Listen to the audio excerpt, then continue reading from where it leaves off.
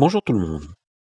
Si vous n'êtes pas habitué à ces signes que je vais utiliser aujourd'hui, je vous inviterai à regarder le lien que je donne en description. On a résoudre aujourd'hui un exercice du tournoi de mathématiques de Stanford 2020, soit AN, la somme pour I allant de 1 à N de la partie entière supérieure de N sur I, et B de N, la somme pour I allant de 1 à N de la partie entière de N sur I. Calculer A de 2020 moins B de 2020.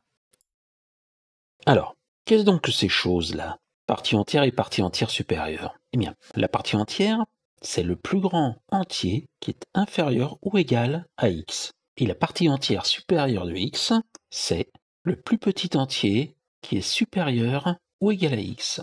Par exemple, eh bien, la partie entière du nombre pi, ça vaut 3.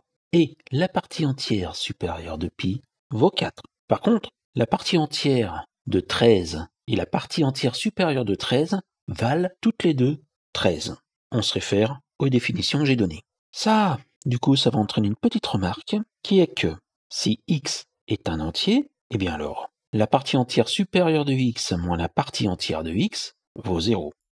Et si x n'est pas entier, la partie entière de x, dans ce cas-là on l'appelle n, c'est l'entier qui est juste en dessous, et la partie entière supérieure de x moins la partie entière de x vaut n plus 1 moins n, cette différence vaut 1.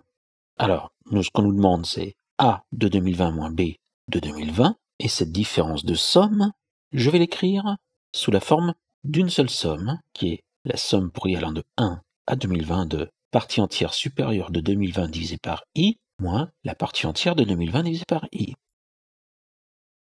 Or, d'après ce qu'on vient de voir avant, si 2020 sur i est un entier, la partie entière supérieure moins la partie entière de 2020 sur i vaut 0. Et si 2020 sur i n'est pas un entier, cette différence de partie entière supérieure moins partie entière, eh bien, vaut 1. La partie la plus délicate de la question, c'est de trouver l'ensemble des diviseurs de 2020. Plus précisément, le nombre de diviseurs de 2020. Ça, c'est facile, parce que 2021, si je fais ma petite décomposition en produit de facteurs premiers, j'obtiens que c'est égal à 2 au carré fois 5 puissance 1 fois 101 puissance 1. 2020 admet donc 3 fois 2 fois 2 diviseurs. A de 2020 moins B de 2020 est égal à 2020 moins 12. Conclusion, A de 2020 moins B de 2020 est égal à 2008.